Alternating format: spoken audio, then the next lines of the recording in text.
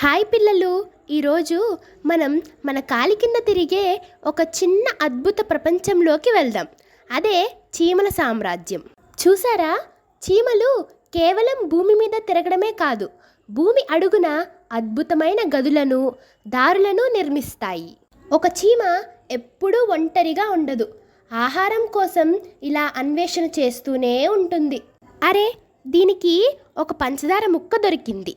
ఇది చూస్తుంటే దానికి ఒక పెద్ద కొండలా కనిపిస్తుంది కదా. వెంటనే ఈ చీమ తన స్నేహితులకు దారి చూపడానికి నేలపై ఒక ప్రత్యేకమైన వాసనను చల్లుకుంటూ వెళ్తుంది. దారిలో ఎదురుపడిన స్నేహితులతో తన స్పర్శ శృంగాలను తాకించి అక్కడ భోజనం ఉంది పదండి అని చెప్తుంది. చూడండి, ఎంతటి బరువునైనా ఇవి కలిసికట్టుగా ఎలా మోస్తున్నాయో. ఐకమత్యం అంటే ఇదే మరి. దారిలో నీటి గుంటలు ఎదురైతే ఒకరినొకరు పట్టుకొని ఇలా వంతెనలా మారి దారిని సులభం చేసుకుంటాయి. ఇక ఈమె మన రాణి చీమ, ఈ సామ్రాజ్యానికి అధిపతి.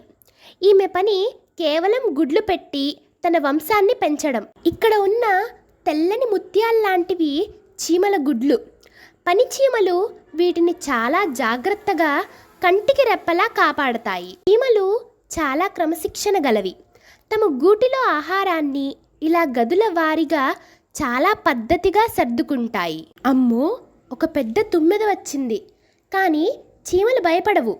అన్నీ కలిసి తమ గూటిని రక్షించుకోవడానికి సిద్ధపడతాయి. సైనిక చీమలు తమ పదునైన దంతాలతో శత్రువులను ఎదుర్కోవడంలో చాలా ధైర్యవంతులు. వర్షం రాబోతుందని చీమలు ముందే పసిగడతాయి.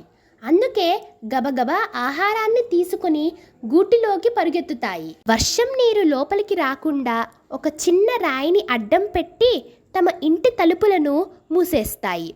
ఎంత తెలివైనవో కదా. వర్షం పడుతున్నప్పుడు లోపల అందరూ కలిసి తాము దాచుకున్న ఆహారాన్ని పంచుకుంటూ విందు చేసుకుంటాయి. చీమలకు బద్ధకం అస్సలుండదు. తమ ఇంటిని ఎప్పుడూ ఇలా శుభ్రం చేసుకుంటూనే ఉంటాయి. ఒక రోజంతా కష్టపడిన తరువాత ఇలా ఆకుల మీద ఒకరికొకరు తోడుగా హాయిగా నిద్రపోతాయి. ముందు చూపంటే చీమలదే. వేసవిలోనే కష్టపడి వర్షాకాలానికి సరిపడా ఆహారాన్ని నిల్వ చేసుకుంటాయి. చిన్న ప్రాణులైన చీమలు మనకు క్రమశిక్షణ మరియు టీం వర్క్ నేర్పిస్తాయి. మరి మీరు కూడా చీమల్లాగా చురుగ్గా ఉంటారు కదా.